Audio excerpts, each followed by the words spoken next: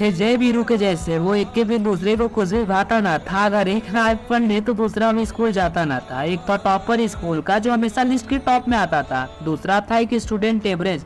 सच बताओ तो सब में ठीक था, बस मैथ नहीं कर पाता था। एक का नाम था राजू, दूसरे को रोहन के नाम से बुलाते हैं। अगर एक कोई पिट रहा टीचर से तो दूसरे को पसीने आते हैं। कहानी दो दोस्तों की जो हमेशा एक लंच की रोटी को दो टुकड़े में बांट के खाते थे। कि मशहूर दोस्ती उनकी ऐसी कि टीचर भी उन्हें जय वीरू के नाम से बुलाते थे। कि बचपन से साथ में और उनका कॉम्बिनेशन शायद सबसे सही था। किसी चीज के लिए वो अलग हो जाए ऐसा कुछ भी नहीं था। वही राजू सुनना, भले हम कभी साथ ना रहे लेकिन मेरे एक फोन पर तुम मुझसे मिलने आएगा ना। हो सकता है 10th के बाद हिस्ट्री में अलग हो जाए लेकिन पीछे की सारी मेमोरीज को याद रखना। और सुनना, अपनी दोस्ती तो सच में निभाएगा ना।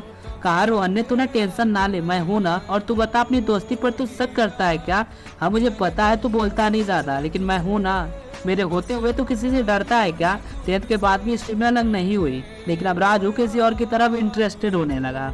जो लड़का रात को जल्दी सो जाता था आजकल वो 2 बजे रात को सोने लगा। पूछने पर बताता कि घर पर कोई दिक्कत चल रहा है, सारा काम घर का मुझे ही करना पड़ रहा है। कहा रोहन ने, अकेले सब कर रहा, तू नहीं थकता क्या? चल बना दिया ना गैर मुझे। क्या क्या चल रहा तेरे साथ मुझे नहीं बता सकता ना?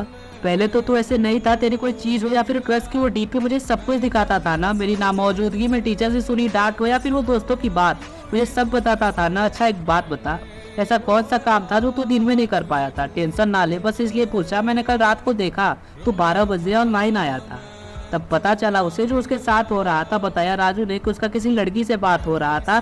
गोलियां पड़ने लगी। अब रोहन से बात करना भी राजू के लिए टाइम पास हो रहा था।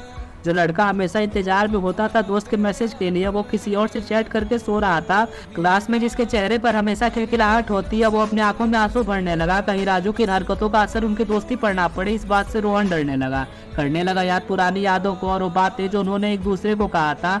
बैठा तो था आज भी रोहन के साथ ही, लेकिन आज शायद वो किसी और को ही ढूंढ रहा था।